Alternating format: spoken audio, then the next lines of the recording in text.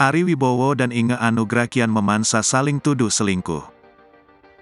Terkini hubungan antara Ari Wibowo dan Inge Anugrah makin panas karena saling tuduh selingkuh. Tudingan selingkuh antara Ari Wibowo dan Inge Anugrah lantas membuat kuasa hukum angkat bicara. Karena tuduhan selingkuh Ari Wibowo dan Inge Anugrah terpantau sudah keluar dari kesepakatan awal alasan mereka cerai.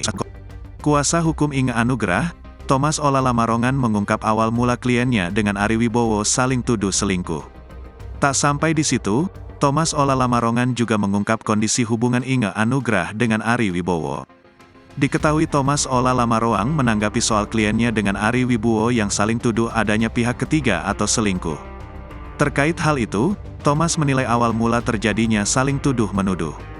Tapi ketika ada pergantian kuasa hukum Pak Ari, kayaknya mengubah lagi bukan saja ketidakcocokan tapi ada juga pihak ketiga.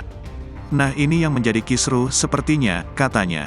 Lebih lanjut, meskipun saling tuduh adanya pihak ketiga, Thomas menuturkan bahwa hubungan antara Inge Anugrah dan Ari Wibowo masih terjalin dengan baik.